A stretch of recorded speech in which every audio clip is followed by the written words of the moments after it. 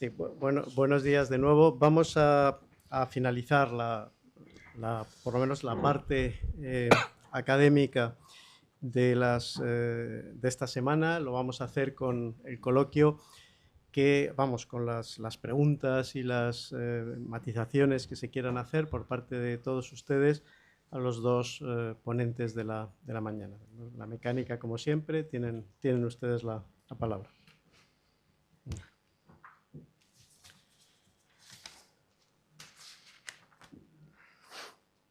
Sí. Yo tengo 3 para David y 2 para...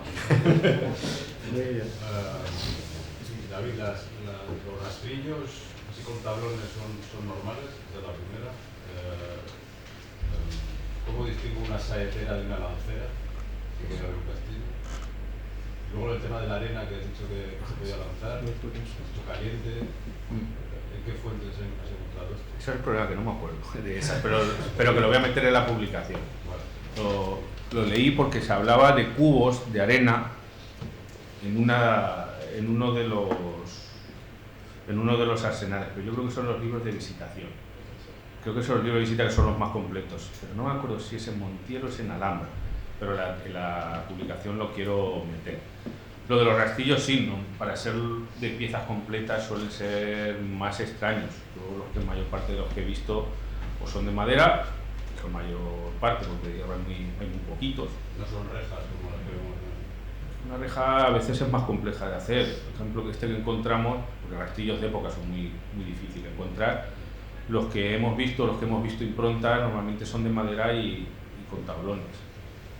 Y lo de las lanceras, a mí me resultó bastante curioso cuando lo vi, pero hay un equipo que está trabajando en Alicante, con Mira Rico, que es un arqueólogo de allí, y para el campo de Montiel yo no las he localizado, pero para las tierras levantinas son lanceras que son con una deriva que para un arma no funciona, es decir, para una ballesta o por un arco no vale, pero son muy largas, sobre todo con la deriva, y que en muchos casos no van tan embocadas, es decir, que no tienen esa deriva que tenemos o abocinamiento que solemos tener, sino que normalmente son prácticamente como una especie de mechinal, pero más ancho, que es lo que hace meter la lanza con un gancho para moverlo y para tirarlo. Normalmente siempre están en albacares, no suelen estar en el cuerpo principal de la fortaleza, albacares bajo. Además, en el congreso, en el quinto congreso de Castellología que hicimos en Ciudad Real, que están las actas en abierto, y está la publicación que hicieron estos investigadores. Así que en Ruidera, o en la Asociación Española de Amigos de los Castillos, se puede descargar las actas completas y lo tienen publicado. Angus, ¿cómo citamos la historia de España? Tú lo has citado de 3 formas: el manuscrito, la digital y la primera crónica general de Méndez Pidal. ¿Cuál es la edición, digamos? Y hay que citar las 3, o al menos 2, la digital o por una no bastaría. No, yo cito esta vez, la primera vez que lo hago, además, esta vez yo he citado por las 3 vías porque entiendo que no todos tienen acceso a todas las instituciones. Yo, por preferencia personal y porque fui editor, cito por la edición digital. La ventaja de nuestra edición digital es que se puede citar de otros códices, porque nosotros tenemos una referencia por capítulo y frase. Y la edición de Méndez Pidal, que se basa únicamente en el códice del historial, las citas se hacen según la página impresa y no corresponde necesariamente a la organización del discurso, y por eso la versión digital facilita la comparación entre distintos códices, pero como imagino todos tienen acceso, el acceso a la versión digital libre, pero imagino que sobre todo aquí en España todos tienen acceso a la primera crónica general, que nadie utiliza el término, el nombre. Yo he puesto las 3 maneras solo para facilitar el acceso para vos. Sobre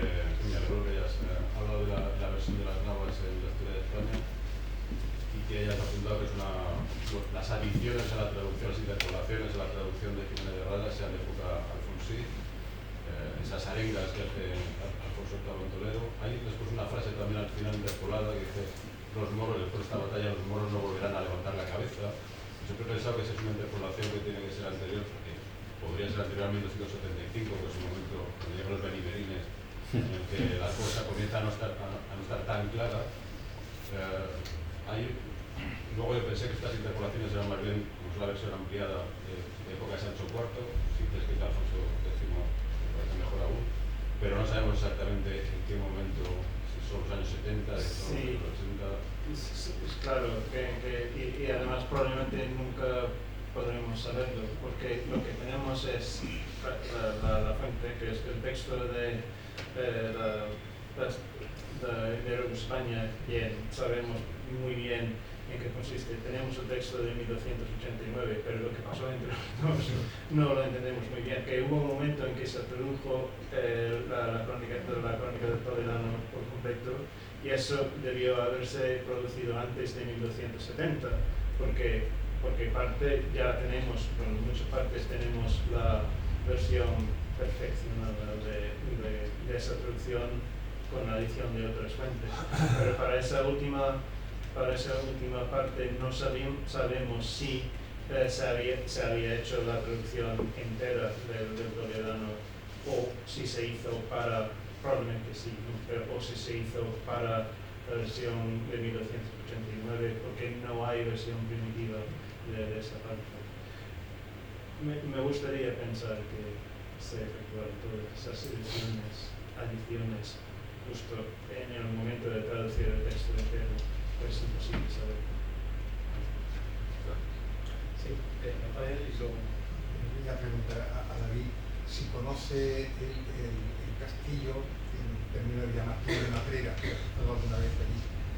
Sí. No he estado, pero lo conozco. No conozco. Hay cosas que has leído y... Entonces, es que me ha recordado mucho cuando tú estabas explicando pues esta reutilización de recintos de origen musulmán, y tal. Creo que después, curiosamente, parece que fue la orden de Calatrava, ¿no? Como son las órdenes en las que se ocupa un poco de la construcción de estos castillos fronteros y tal, ¿no? Y entonces responde pues muy bien ese tema de cómo en una zona concreta tiene precisamente pues una más fácil defensa, pues hacer una gran torre, una gran mole, pues muy bien ese tema que se está planteando.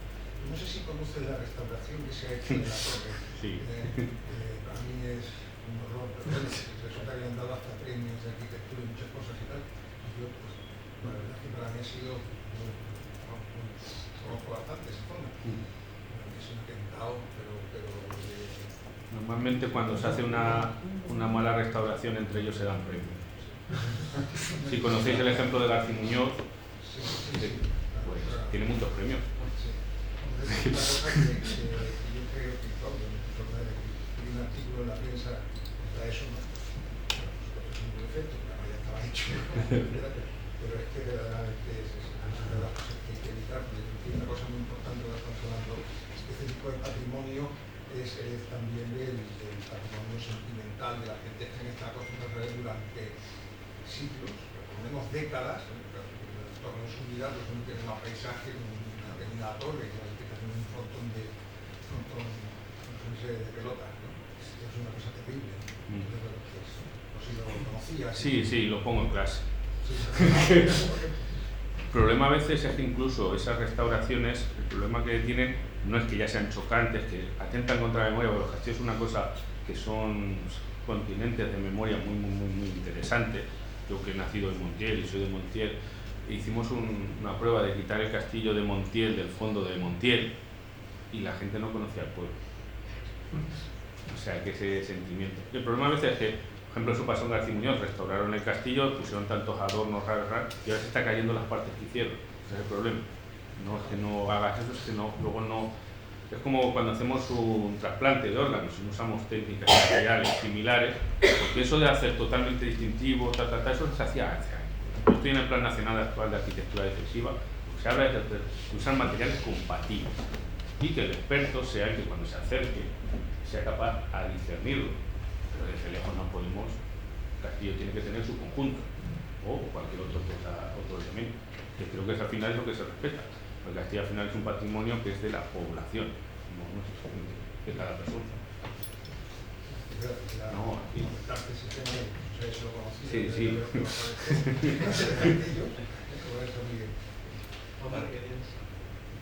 Sí, bueno, muchas gracias a los dos por las conferencias. Y mi pregunta era para David, porque bueno, yo en mi ignorancia del tema a lo mejor lo que le pregunto más, pero ya me ha llamado la atención. Yo en su momento había leído de los moros sabidores del terreno que le pedían Alfonso X al imparado de limitación de términos, y cuando está explicando la construcción de tambores y de alambores y taludes, ha mencionado a las cuadrillas de obreros que estaban a un lado y otro de la frontera haciendo, pues, si lo he entendido bien, las fortificaciones tanto de cristianos como de musulmanes. Entonces me llama la atención porque, no sé si puede entenderse a lo mejor como una quinta columna en algunos casos, o que, entonces mi pregunta básicamente es si se sabe algo más de ese tipo de cuadrillas, qué composición tenían. A ver, para el siglo XV lo sabemos muy bien, porque aparecen en la fuente perfectamente, los libros de visitación aparecen musulmanes viendo de todos lados. Pero es que lo que es la materialidad de las obras se ve claramente, que están a un lado y al otro de la frontera haciendo exactamente lo mismo. Es porque se les contrata. Ahora, la vida en la frontera es un mundo aparte. La gente se mueve a un lado y a otro de la frontera trabajando sin ningún tipo de problema. Al final se les contrata, trabajan, están un tiempo en un sitio, un tiempo en otro y ya está. Claro, una cosa cuando trabajas tú lo explicabas muy bien, esa idea del uno contra el otro, pero luego vemos tropas musulmanas en uno y otro, tropas cristianas en otro, pues en el mundo de la construcción es exactamente igual. Por ejemplo, en la frontera del Guadiana estamos viendo construir en Alarcos con unos tapiales prácticamente idénticos a los almohades y con cuadrillas distintas. O sea, o el tipo de los envilotados, o tipos de citados de Salvatierra y Miraflores.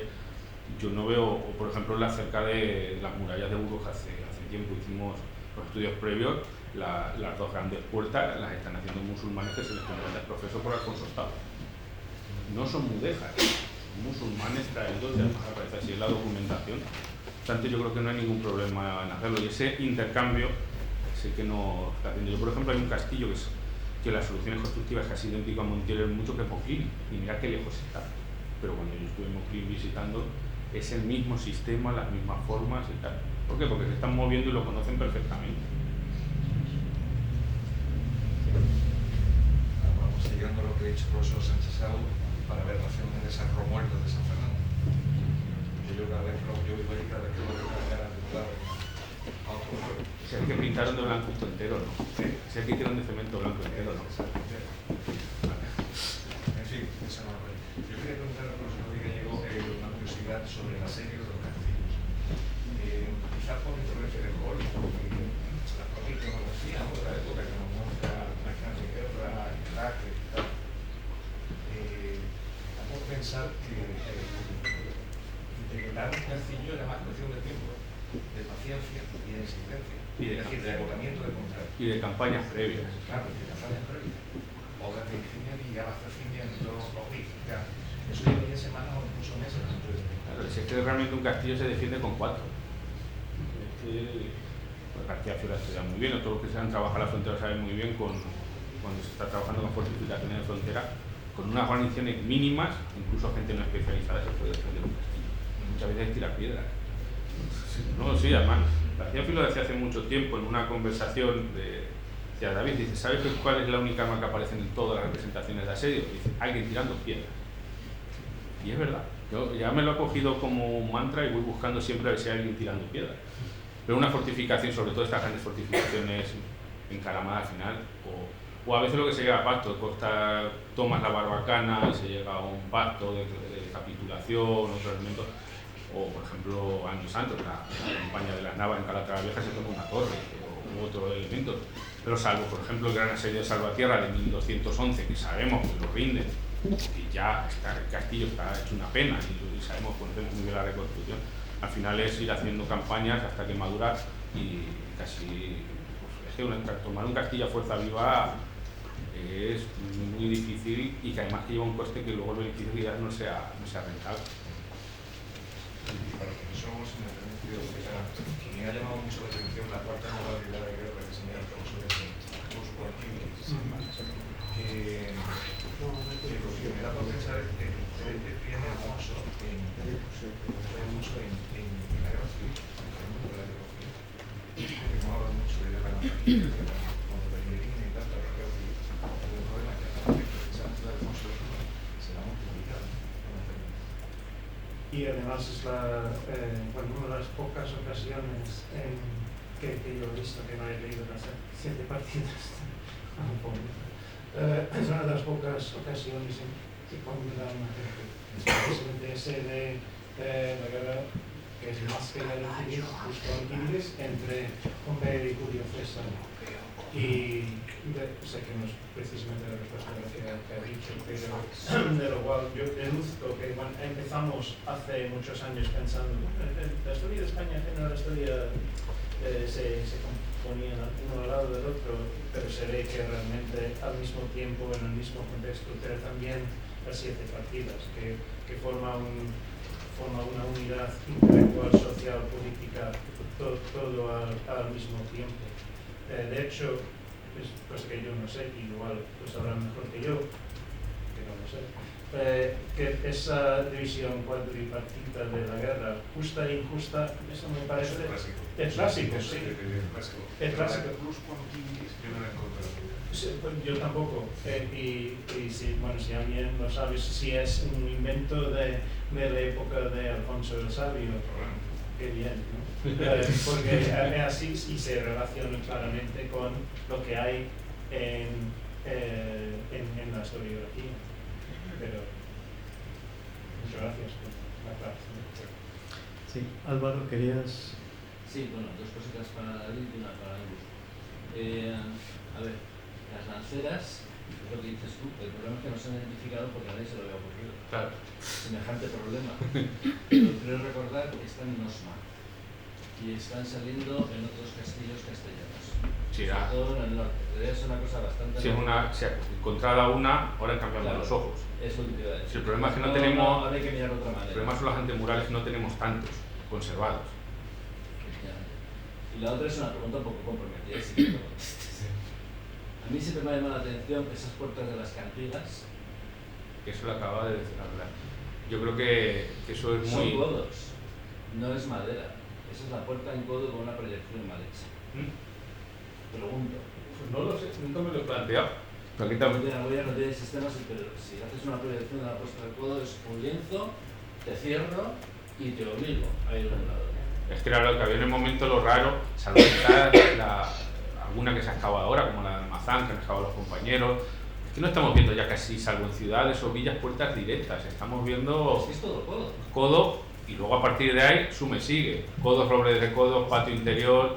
En las ciudades igual no tanto porque, claro, puertas en codo en una ciudad, salvo las puertas que van a ir al castillo y demás, desde el punto de vista de uso diario, Una ciudad tiene, bueno, no, es muy difícil. Toledo tiene el codo, pero bueno. Sí, pero que es muy difícil el día a día en una puerta en codo. Pero los castillos, es rarísimo que a partir de las navas, por coger algo, a partir de mediados del 13 es muy raro encontrar una fortificación que no sea puerta en codo o torre puerta.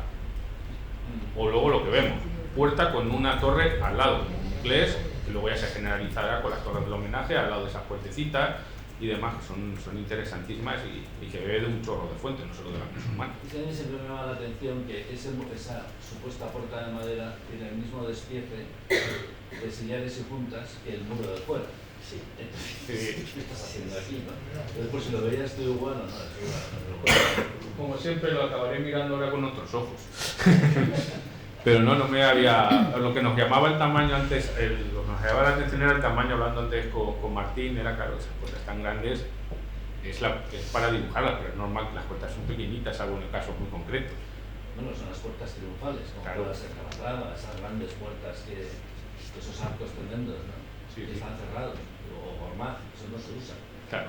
Usas una poterna para controlar a la gente, ¿no? Sí, esos portones además En Nucleo sí tenemos constancia que en esa cremallera en el 15 se levanta un portón inmenso, que tienen que romper la cremallera, hacer un trasdosado, y cierran una pequeña poterna que había, una puerta del 13. Y sí, hay una puerta, como si conocéis, Nucleo es la que hemos restaurado hace ahora, es así gigante, es este tipo de puerta. Eso ya hace el 15, es otro mundo. Y Angus, a lo mejor tengo una tontería enorme, pero sí me quedan con, no sé si te he entendido bien.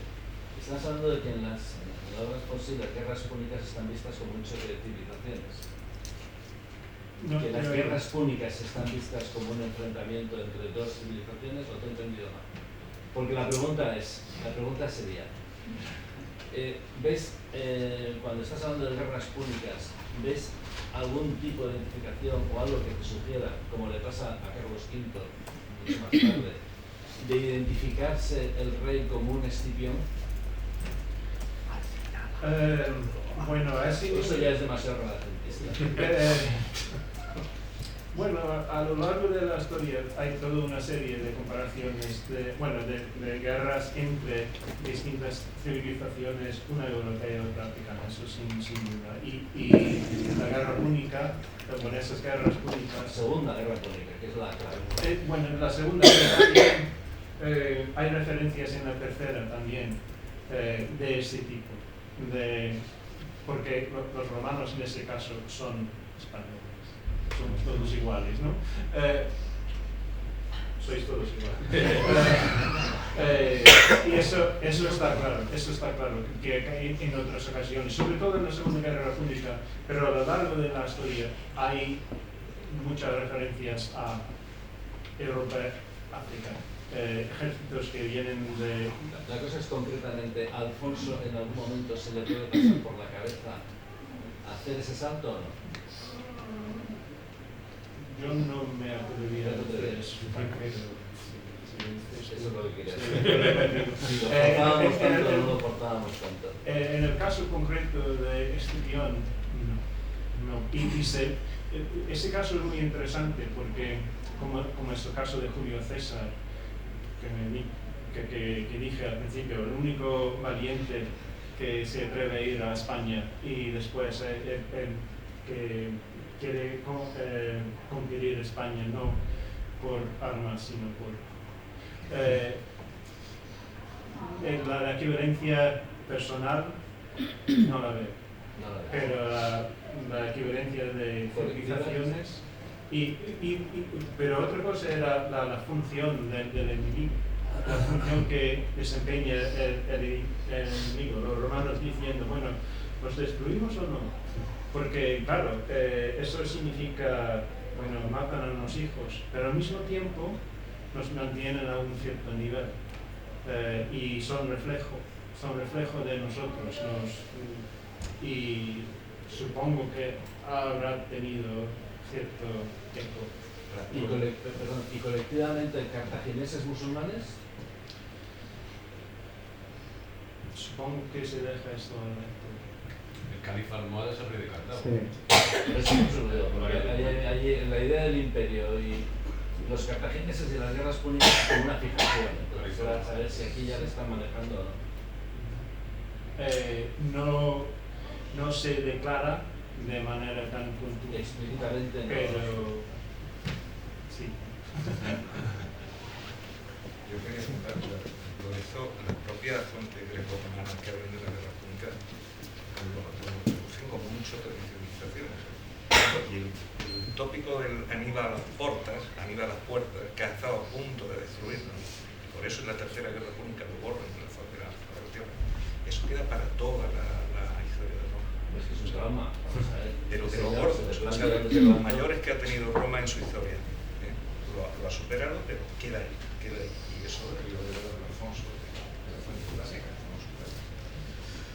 Muy bien. Si me permitís, ya estamos casi en el tiempo, pero me gustaría hacer un par de preguntas también. A ti, David, el tema de la Nicoba. Sí. Y la cronología, o sea, ¿qué cronología? Porque en función de eso Ese es el problema más guay. La Nicoba fue una adición a este proyecto, tú conoces, esto que tenemos en Web on Fortune 3, que ahora se va a ampliar con otro estudio, que la idea es documentar todas las fortificaciones de órdenes militares, porque mayor parte dejan luego ser de órdenes militares. En el lado de Portugal pasan a Realengo y la mayor de aquí pasan al Concejo de Sevilla. Y uno de los lugares que, a petición de Juan Luis Carreal, un amigo, dijo que en la documentación había una fortificación rara que podía estar vinculada con Calatrava. Y empezamos el estudio, pero es que no aparece ninguna documentación. Para hacer Juan Luis un estudio. La toponimia, ya partiendo de ahí, hicimos, porque claro, arqueológicamente no tiene nada. Es una torre que por la cronología nos ha salido del 12-13, una refortificación que debe ser del 14 y unas transformaciones. No hay paralelos en fuentes escritas que nos podamos apoyar para hacer nada. Pero claro, la toponimia del lugar es las freilas o los frailes, la conventa, el no sé qué, justo al lado del castillo. Es extraño. Yo a día de hoy no lo puedo vincular con órdenes ni con ninguno. La presencia de Calatrava fue, que Juan Luis nos dijo que si era de alguien y que le sonaba, que pudo ser, pero por eso se incluyó en el proyecto. Claro, a día de hoy no aparece ninguna fuente escrita medieval que sea documentada y además no tiene nada en especial que podamos decir. No, hemos documentado la presencia junto a la torre de un posible templo, bueno, igual. Pero, gracias. Y Angus, hay dos cosas que te quería preguntar. Una, muy rápidamente, tu opinión sobre la crónica particular de San Fernando, que has mencionado. Y si no, pregunto, si no ha habido hay un poco de abuso, ¿no?, en relación a ese tema y a su vinculación presuntamente con el molinismo. Tampoco yo acabo de saber muy bien lo que es. Esa es una cuestión. Y luego, en relación al tema de la edición de la crónica de don Rodrigo, la edición hasta 1143, esos añadidos bélicos relacionados con el infante Alfonso, ¿no? Si pudieras también pensar un poco más sobre eso. Me gustaría poder añadir algo, pero la verdad es que nadie realmente ha trabajado ese texto, o que yo sepa. Puede ser que yo sepa, y nadie se ha dado cuenta de las acciones que se ha hecho. Yo personalmente me di cuenta, preparando esta conferencia, de que, por ejemplo, la referencia a Alfonso Infante, ¿en qué año habría sido? ¿1934? No me acuerdo.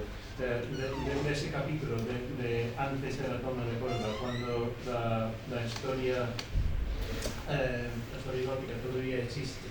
Hay una referencia muy pequeña, 1 o 2 líneas, y en la historia de España tenemos un capítulo entero. ¿De dónde ha salido ese texto? Yo no lo sé, pero lo que sí sé es que todas y cada una de las referencias a Alfonso que se añadieron primero a la traducción del Toledano y después a la primera parte del documento, todos y cada una aparecen en textos bélicos, que son primero en la conquista de Murcia y después en la de Sevilla. Pero eso es en consonancia perfecta con la historiografía posterior, que como dije al fin, la historiografía posterior, en lo que es el siglo siguiente, consiste más bien en hazañas, en acciones individuales casi dentro de situaciones bélicas, como es el caso en el fin de la historia de España, precisamente en el cerco de Sevilla. No me atreví a decir nada de ello porque y reconozco la cobardía porque no sabemos, porque no sabemos realmente cómo habría sido una historia de España alfonsí en esa parte.